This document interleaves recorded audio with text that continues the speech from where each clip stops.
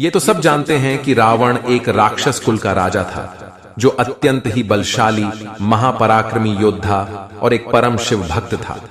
लेकिन इसके साथ ही वो शास्त्रों का प्रखर झाता, प्रकांड विद्वान, पंडित एवं महाज्ञानी था। जब धरती पर उसका पाप बढ़ गया, तब भगवान विष्णु ने राम के रूप में धरती पर जन्म लेकर उसका नाश किया था। तब रावण ने मरने से पहले भगवान राम के छोटे भाई लक्ष्मण को कुछ उपदेश दिए थे, जो आज के समय में भी लोगों के लिए सफलता की कुंजी है। रावण जिस समय मरणासन्न अवस्था में था, तब भगवान राम ने लक्ष्मण से कहा कि इस संसार से नीति, राजनीति और शक्ति का महान पंडित विदा ले रहा है।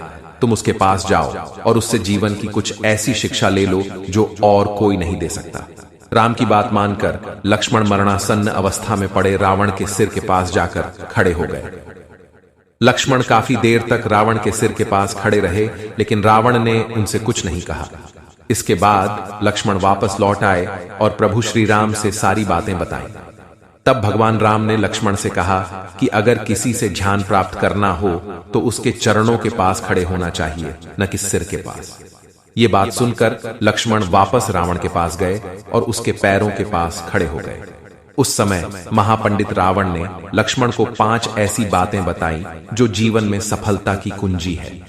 रावण का पहला उपदेश यह था कि इंसान को कभी भी अपने शत्रु को खुद से कमजोर नहीं समझना चाहिए, क्योंकि कई बार जिसे हम कमजोर समझते हैं वही हमसे ज्यादा ताकतवर साबित हो जाता है। रावण का दूसरा उपदेश था खुद के बल का दुरुपयोग कभी भी नहीं करना चाहिए।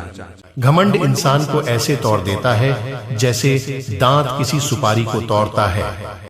रावण का तीसरा उपदेश था इंसान को हमेशा अपने हितैषियों की बातें माननी चाहिए, क्योंकि कोई भी हितैषी अपनों का बुरा नहीं चाहता। रावण का चौथा उपदेश था हमें शत्रु और मित्र की हमेशा पहचान करनी चाहिए। कई बार जिसे हम अपना मित्र समझते हैं वे ही हमारे शत्रु साबित हो जाते हैं, और जिसे हम पराया समझते हैं असल में वे ही हमारे अपने होते हैं। रावण का 5वां और सबसे बेहतरीन उपदेश था हमें कभी भी पराई स्त्री पर बुरी नजर नहीं डालनी चाहिए, क्योंकि पराई स्त्री और बुरी नजर डालने वाला इंसान नष्ट हो जाता है।